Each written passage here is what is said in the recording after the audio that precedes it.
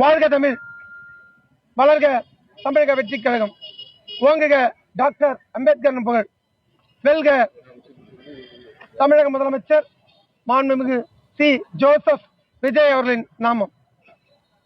இன்னைக்கு பாத்தீங்கன்னா சேரிகள் இணைந்த பகுதியில் கிடைந்த கனவுகளோடு, அதாவது அடிப்படை வசதி கூட இல்லாம வறுமை கோட்டில் வாழ்ந்து கிடந்த மக்களை பல்வேறு தலைவர்கள் கடந்த காலத்துல வெள்ளக்காரங்கிட்ட வந்து சுதந்திர போராட்ட வீரர்களும் தியாகிகளும் தலைவர்களும் வானவாதிய கட்டி முடிக்கப்பட்ட கட்டிடங்களுக்கு அழைச்சி வந்து அதுல அவங்களை அமைச்சரை வச்சு தேசிய கொடி பட்டளி வீசி பறக்கிறதுல எங்களை அமர வச்சு அழகு பார்த்த தலைவர்கள். அந்த தலைவர்களால முழுக்கப்பட்டுதான் வெள்ளக்காரன் எப்படி இந்தியாவை அடிமைப்படுத்தினா கொஞ்சம் கொஞ்சமா மதுபானத்தை ஊத்தி ஊத்தி தான் மக்களை அடிமைப்படுத்தணும். ஏன்னா அப்பதான் மக்கள் சிந்திக்க மாட்டாங்க. சுதந்திரம்னா என்னன்னு தெரியாது, சுயமரியாதைனா என்னன்னு தெரியாதுன்றதுக்காக அந்த அடிமையை ஏற்படுத்தணும்.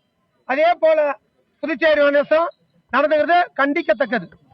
புதுச்சேரி மாநில அரசை வந்து ரொம்ப முழுசையா கண்டிக்கிறோம். மக்கள் மீது அக்கறை கொண்ட தலைவர்னா அந்த மக்களுக்கு அடிப்படை வசதிகள்லாம் செய்து தரணும், எப்படி உயர்தரமான கல்வி தரணும், மக்களுடைய பொருளாதாரத்தை எப்படி உயர்த்தணும், மக்களுடைய வாழ் உரிமையை பறிக்கக்கூடிய எல்லா தீய சக்திகளையும் எப்படி தூர வைக்கணும்னு பாக்குறோம். ஆனா இந்த அரசாங்கம் இந்த மாதிரி நோயை பரப்புற மதுவை, அதாவது கல்வி அறிய கெடுக்கிற மதுவை, நோயை பரப்புற மதுவை, மக்களுடைய வளமான ஒரு பொருளாதாரத்தை பறிக்கிற மதுவை, அமைதியை சீர்கெடுக்கிற மதுவை எதற்காக இங்க உற்பத்தி பண்றாங்க, எதற்காக செய்யறாங்கன்னு தெரியல. இந்த அரசாங்கம் பொறுத்த வரைக்கும் ஒரு தீய சக்தியாகவும் அந்நிய சக்தியாகவும் தான் செயல்படுதுன்றத முழுமையா புதுச்சேரி மாநில திருவண்ணை தொகையில கண்டிக்கிறோம். இதை பற்றி பாண்டிச்சேரி முழுக்க ஒரு நடைபயணத்தை தமிழக வெற்றி கழக சார்பில் நாங்கள் விரைவில் நடத்த போறோம். ஏன்னா இந்த மது மனிதனை சிந்திக்க விடாது, செயல்பட விடாது, படிக்க விடாது. அது மட்டும் இல்ல, எனக்கு முன்னாடி பேசிய விசிகா தலைவர்கள் என்ன பேசுறாங்க, அறுக்காதே அரிக்காதே பெண்களின் தாலியே இருக்காதுன்னு. விதவைகளுக்கு நீ மதுவை கொடுத்து அவங்கள தாவடிச்சுட்டு நீ வந்து பெண்களுக்கு விடா பென்ஷன் தரனா அந்த பென்ஷனால என்ன புண்ணியம் இருக்குது? அது மட்டும் இல்ல, மக்களுக்கு வந்து படிக்க விடாம செய்யற அந்த மதுவை கொடுத்துட்டு நாங்க வந்து கல்வியை கொடுக்குறோம்னு சொன்னா அந்த கல்வியை யார் படிப்பா? அதே போல பொருளாதாரத்தை அவன் ஆள்பட குடிச்சிட்டு கிடந்தான்னா அந்த பொருளாதாரத்தை உயர்த்தத்துக்கும் தன் குடும்பத்தை உயர்த்தத்துக்கும் தன் பகுதியை உயர்த்தத்துக்கும் அந்த மனிதன் எப்படி சிந்திப்பான்? மனிதனை முடமாக்கக்கூடிய இந்த மதுவை உடனடியாக இழுத்து மூடணும். அட்லீஸ்ட் என்னுடைய திருமண தொழிலாவது ஒரு மதுக்கடை விடாம மூடணும். மக்களும் விரும்பல, சட்டமன்ற உறுப்பினரும் இல்ல. யாருக்காக இந்த மதுவை வந்து நீங்க திணிக்கிறீங்க? இதனால நீங்க கண்ட வருமானம் தான் என்ன? புதுச்சேரி மாநிலத்துல இன்னும் ஒரு வாரங்கள்ல பட்ஜெட் போட போறாங்க. பட்ஜெட் என்ன பட்ஜெட் இது? 13,000 கோடி பட்ஜெட். இந்த பட்ஜெட்ல 13,000 கோடி பட்ஜெட்ல என்ன பட்ஜெட் எனக்கு ஒன்றும் புரியல. கண்டிப்பா விளக்கம் கேட்போம். இந்த பட்ஜெட்ல எவ்வளவு அமௌண்ட் புதுச்சேரி மாநிலத்துல வருவாய், எவ்வளவு அமௌண்ட் நீங்க செலவு பண்ணிக்கிறீங்க, எவ்வளவு அமௌண்ட் பண்ணிக்கிறீங்க கடன்? ஒரு தனி மனிதனுடைய தலையிலையும் இன்னைக்கு பாத்தீங்கன்னா குறைஞ்சது 25,000 ரூபாய் ஒரு மனுஷன் தலையிலையும் கடனா வாங்கி வச்சுக்கிறீங்க. இந்த கடனை அடைக்கிறதுக்கு நீங்க என்ன நடவடிக்கை எடுத்துக்கிறீங்க? எதற்காக கடன் வாங்கினீங்க? வாங்கின கடனை என்ன செஞ்சீங்க? இந்த கடனை அடைக்கிறதுக்கு உங்ககிட்ட என்ன வழி இருக்குது? இதெல்லாம் கண்டிப்பா கேட்போம். அதுக்கு விளக்கம் அரசாங்கம் கொடுத்துதான் ஆகணும். ஏன்னா படிப்படியாத மட்டமான ஆமாஞ்சாமி போடுற எம்எல்ஏவை திருமண மக்கள் தேர்ந்தெடுக்கல. சுயமா சிந்திச்சு வளர்ச்சிக்காக பேசக்கூடிய ஒரு தமிழக வெற்றி கழகத்தை தேர்ந்தெடுத்துக்கிறாங்கன்னா எதுக்கு தேர்ந்தெடுக்க? மக்களுக்காக பேசுவேன், மக்களுக்காக குரல் கொடுப்போன்னு தான் செஞ்சுக்கிறாங்க. அதை இப்போ நாங்க அதை நிரூபிச்சு காட்டுவோம். புதுச்சேரி அரசை இந்த பட்ஜெட்டுக்கு முன்னாடியே கேட்போம்.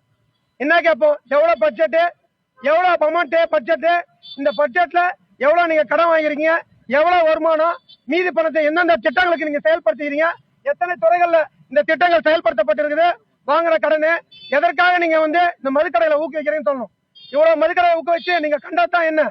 இப்படியே நீங்க கடன் கடன் கடன் வாங்கி போய் ஒரு தனி மனிதனுடைய தலையிலையும் கிட்டத்தட்ட 1 லட்சம் ரூபாய் கடன் சுமையா சுமந்துட்டு வரீங்க. இந்த கடனை கட்ட போறது யார்? நீங்க மத்திய அரசாங்கத்தை கூட நாங்க கூட்டணி வைக்கிறோம்ன்றீங்க. மத்திய அரசாங்கம் கூட்டணி வச்சீங்கன்னா அப்ப மாநில அரசோட கடனை தள்ளுபடிங்க. ஏன்னா பட்ஜெட்ல பாத்தீங்கன்னா 4,000 கோடி வட்டி கட்டுறதே போகுது. அப்ப 4,000 கோடி வட்டி போட்டு போறதுன்னா அந்த வட்டியை அடைக்கிறதுக்கு எப்பதான் சும்மா? ஒரு சாதாரண இல்லத்தரசி கூட 10 ரூபா வந்தா 3 ரூபா செலவு பண்ணணும், 1 ரூபா பங்கன் பார்க்கணும், 1 ரூபா சேமிப்பு வைக்கணும்னு சொல்லிட்டு திட்டம் போடுவாங்க. ஆனா புதுச்சேரி மாநிலத்துல பட்ஜெட்டை எப்படி போடுறாங்கன்னு தெரியல. ஏன்னா பட்ஜெட் 14,000 கோடின்னா அந்த அரசாங்க செலவுகளுக்கு பாத்தீங்கன்னா வட்டிக்கு 4,000 கோடி போகுது. இந்த வட்டி எப்பதான் முடிக்கிறது? இந்த கடனை எப்பதான் முடிக்கிறது? எதற்காக நீ கடன் வாங்குற? அதிகாரிகளே அமைச்சர்கள் சொகுசு காரில் போறதுக்கும் சொகுசு வாழ்க்கையை வாழ்றதுக்கும் எதுக்காக நீங்க கடன் வாங்குறீங்க? இல்லாதப்பட்ட மக்களுக்கு, பாமர மக்களுக்கு, ஏழை மக்களுக்கு, தாழ்த்தப்பட்ட மக்களுக்கு, திருத்தப்பட்ட மக்களுக்கு நீங்க என்ன செஞ்சீங்க? ஒரு துறையும் திறக்கிறீங்க. ஸ்பின்கோவை திறனீங்க, மூட்டிங்க. ஏபிஐ திறனீங்க, மூட்டிங்க. பாரதி மில்லை திறந்தீங்க, மூட்டிங்க. பாப்ஸ்கோவை திறந்தீங்க, மூட்டிங்க. இப்ப நீங்க எதை அந்த மூட்டிங்கன்னா இதை எதனால மூடனீங்க? இந்த மூடனதுக்கு காரணம் யாரு? அவங்க மேல என்ன நடவடிக்கை எடுத்தீங்க? என்ன விசாரணை கமிஷன் எடுத்தீங்க? விசாரணை கமிஷன் அறிக்கை என்ன வந்துச்சு? இது எல்லாத்துக்குமே கண்டிப்பா நாங்க குரல் கொடுப்போம், கேட்போம். இந்த விசாரணை வரலன்னா நீதிமன்றத்துக்கே செல்லுவோம். இந்த பட்ஜெட்ல சிறப்பா தமிழக வெற்றி கழகம் வேலை செய்யும்.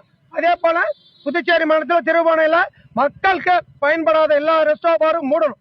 அதனால நீங்க தயவு செய்து வன்முறைக்கு தூண்டாதீங்க. வன்முறையை நாங்க எந்த காலத்திலும் சரி தமிழக வெற்றி கழகமும் விரும்பல, தமிழக முதலமைச்சரும் விரும்பல.